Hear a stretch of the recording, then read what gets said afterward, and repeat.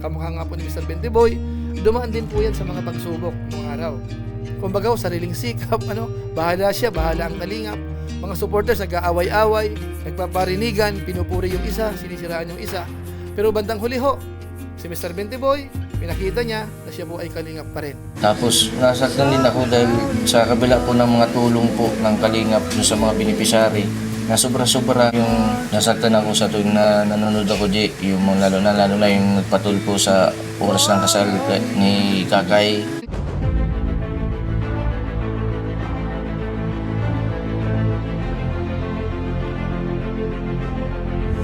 Ayun, shoutout guys. Muli po, welcome to my YouTube channel. Ito po si Kuya Julay, ang inyong katugang, ang inyong kalingap na muling babati po sa inyo ng magandang araw, magandang gabi.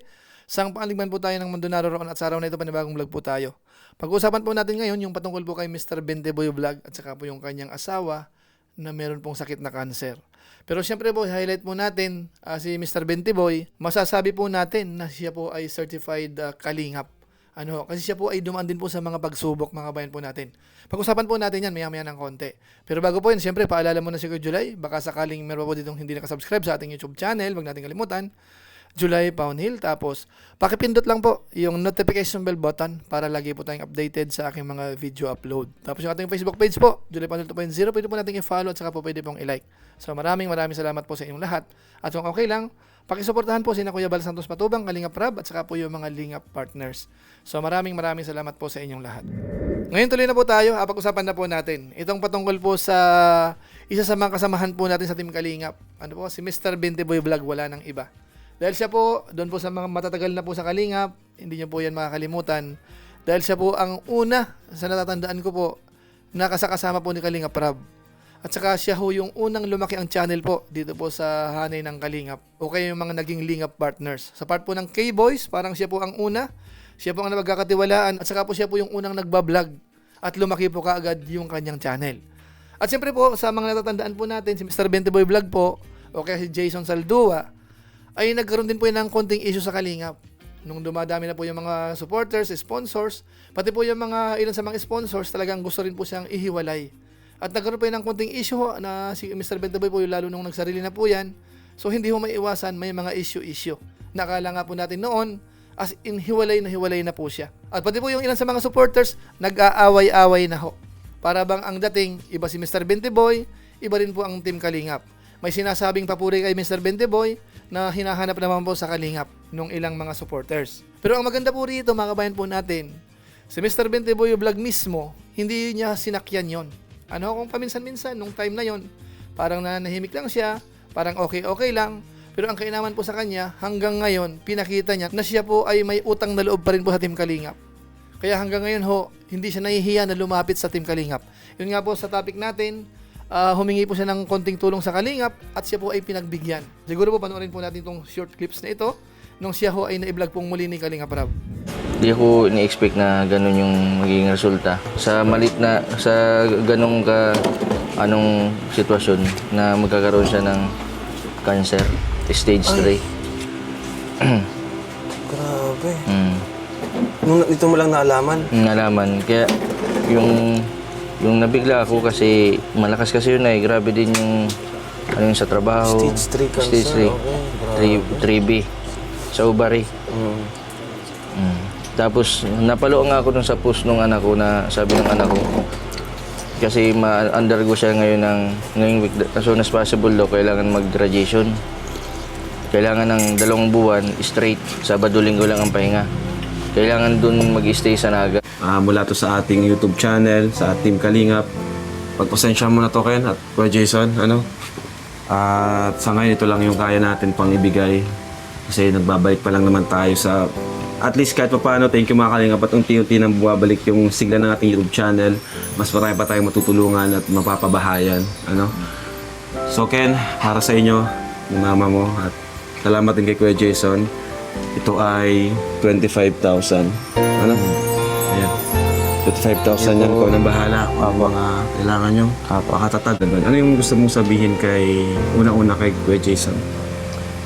Syempre po, thank you. Nagpapasalamat ako kasi kung wala po syempre si Daddy, wala din pong maasikaso sa amin. Tapos pangwala po sa inyo po, Kuya Rab, kasi sobrang laking tulong na po nito sa amin. Dahil na po, mga next week na po ata ang ano namin. Yan mo at niniwala ako na may mga tutulong pa.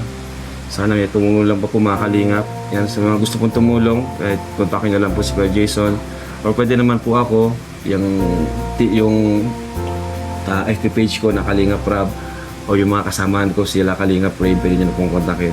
Basta, Kuya Jason, Team Kalingap naman siya. Sama-sama tayo dito sa One Kalingap, One Family, isang tahanan tayo. At maniniwala ako kung may mga tumulong kina Kuya, kina Tatay Robin, kay Kuya Pure Health, sigurado may tutulong rin kay Kuya Jason. So Kuya Jason, ano gusto mong sabihin sa mga viewers natin? Sa mga viewers po ng Kalingap, sana patuloy pa po natin supportan sila Kuya Bal, Kalingap Rab. Hindi ko na-expect na mapupuntahan mo ako agad.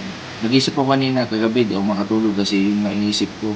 May message yung anak ko na kailangan hindi ng tulong ma'am. Saan ka lalapit? Saan ako lalapit? Nagano na ako sa Jay. Sabi ko, maano na ako kay Jay,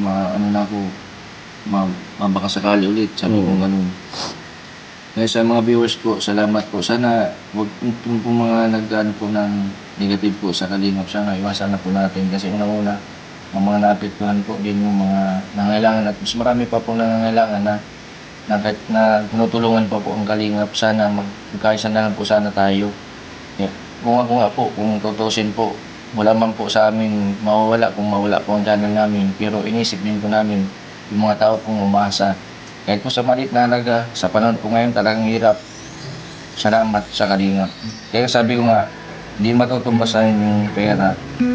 Kasi tanas mo kasi yung experience baga. Na hindi matutumbasan ng pera yung pinagsamahan.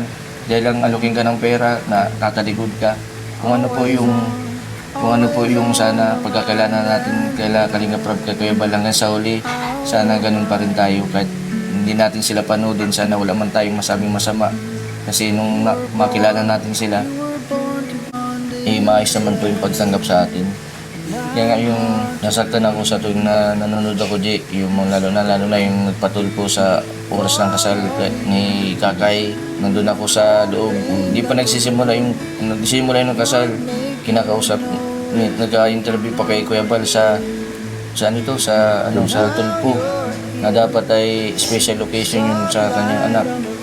Tapos nasaktan din ako dahil sa kabila po ng mga tulong po ng Kalingap sa mga beneficiary na sobra-sobra na hindi agad-agad na makukuha na sa katulad ng naghahanap buhay ka, napakaswerte.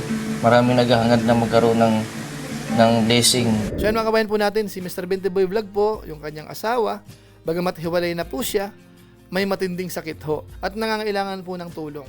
At dyan po sa vlog na yan, si Kalingap Rab ho ay nagbigay na po kaagad ng paunang tulong. At bukod po dyan, dahil ang Team Kalingap po ay grupo, si Kuya Bal Santos Matubang naman ho ay nanawagan ho sa mga kasamahan. At tayo ho ay nagtulong-tulong para makapagbigay din po, makapag-abot ng tulong dito po sa asawa ni Mr. Bentiboy. At nakalikom naman po ng mahigit 50,000. Ano po, more or less, yan po yung nalikom ni Kuya Bal Santos Matubang. Panoorin po natin ito. Ano ko kay Kalingap Rab yung pera ni Jason Saldua. Kasi kay Boys yun, siya na mabigay 54,000.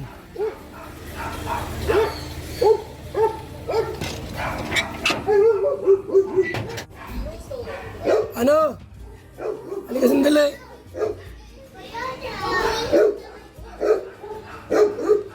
Bigyan mo kay Kalingap Rab to. Para kay Jason. 54,000. Ha? Sige.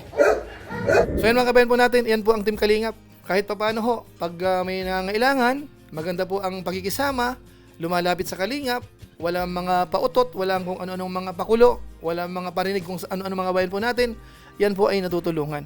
Kumbaga ho, dinadaan po sa magandang usapan at hindi po magkakamali, ang Kalingap naman ho ay nakahandang tumulong doon sa mga marapat tulungan o kaya yung mga deserve ho talaga. As in, hindi tinuturing na iba po ang Team Kalingap. Kamukha nga po ni Mr. Bentiboy, dumaan din po yan sa mga pagsubok nung araw. Kung hindi po natatandaan, matagal-tagal din po yun. Kumbaga, sariling sikap, bahala siya, bahala ang Kalingap. Mga supporters nag-aaway-away, nagpaparinigan, pinupuri yung isa, sinisiraan yung isa. Dumaan po si Mr. Bentiboy sa ganyan po, yung kanya mga supporters, followers. Pero bandang huli ho, si Mr. Bentiboy, pinakita niya na siya po ay Kalingap pa rin. So maraming salamat kay Mr. Bentiboy, kay Jason. Mga kabayan po natin, isa lang po yan sa patunay na kapag ho naging loyal tayo sa Kalingap, kahit na po paminsan-minsan o kaya may mga pagkakataon na parang kaya na po nating tumayo sa sariling paa, talagang hindi kinalimutan ang Kalingap at mapapakinabangan po talaga at hindi kayo magsisisi mga kabayan po natin.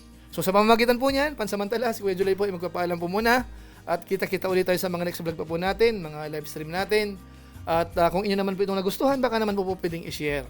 So muli, ito po si Kuya July, ang inyong katugang, ang inyong Kalingap na pansamantalang nagpapaalam po muna. Kita-kita ulit tayo sa mga susunod ko pang vlog. Maraming salamat sa inyong walang samang pagsuporta po sa ating YouTube channel. Pagpalain nawa kayo ng Diyos, mabuhay tayong lahat. God bless. Bye-bye.